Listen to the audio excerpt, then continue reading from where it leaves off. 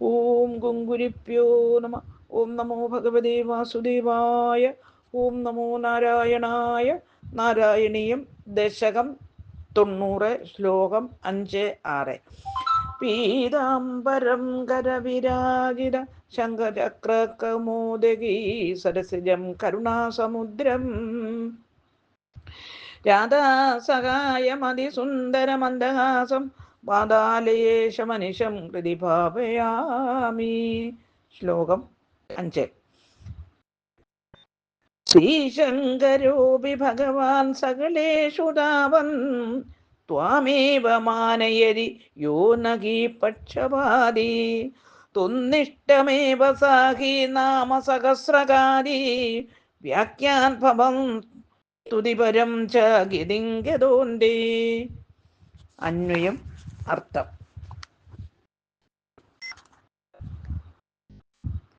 യഹ യാതൊരുവനാണോ, പക്ഷപാതി നഹി ഒരു ദേവനോടും പക്ഷപാതമില്ലാതിരിക്കുന്നത്, ഭഗവാൻ അങ്ങനെയുള്ള ഭഗവാൻ, ശ്രീശങ്കര അഭി ശ്രീശങ്കരൻ പോലും, സകലേഷു താവൻ സഗുണമൂർത്തികളിൽ വച്ച്, ത്വാം ഏവ അങ്ങനെ അങ്ങയെ തന്നെ, മാനയതി ബഹുമാനിക്കുന്നു, സഹ ആ ആചാര്യൻ,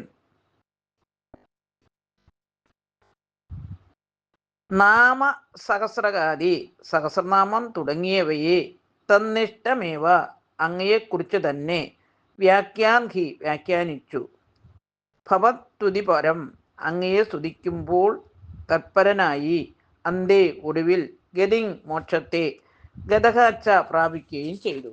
ഹരി ഓം. സാരം.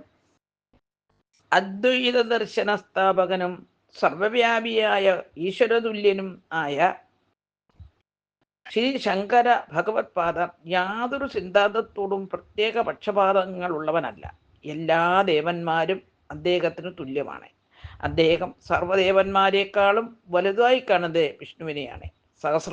സഹസ്രനാമം തുടങ്ങിയ ഗ്രന്ഥങ്ങൾ ആചാര്യൻ വ്യാഖ്യാനിച്ചിരിക്കുന്നത് വിഷ്ണു പരങ്ങളായിട്ടാണ്, ശിവപരങ്ങളായിട്ടല്ല.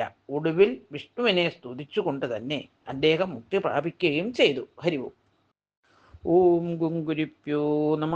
ഓം നമോ ഭഗവതേ വാസുദേവായ. ഓം നമോ നാരായണായ. ശ്ലോകം 6.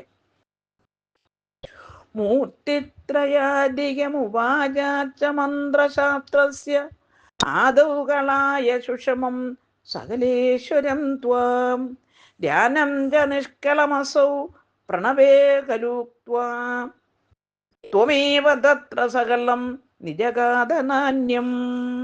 അന്വയം അർത്ഥം.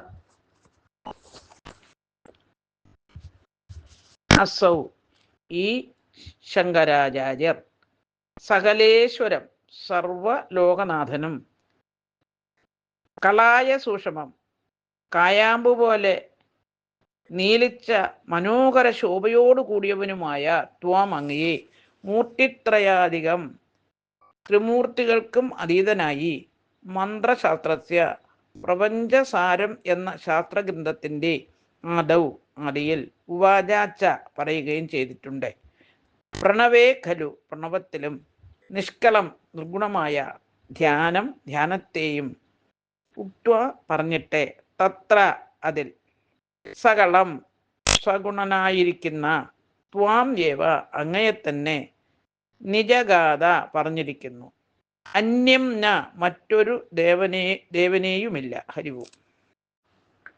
സാരം. ശ്രീ ശങ്കര ഭഗവത്പാദർ പ്രപഞ്ചസാരം എന്ന കൃതിയിൽ സർവലോകനാഥനും കായാമ്പ് നിറമുള്ളവനുമായ അങ്ങയെ തന്നെയാണ് ത്രിമൂർത്തികളിൽ നിന്നും അതീതനായി വാഴ്ത്തിയിരിക്കുന്നത്. സഗുണബ്രഹ്മത്തെപ്പറ്റി പറയുമ്പോൾ വിഷ്ണുവിനെ തന്നെയാണ് ഇങ്ങനെ വർണ്ണിക്കപ്പെട്ടിരിക്കുന്നത്.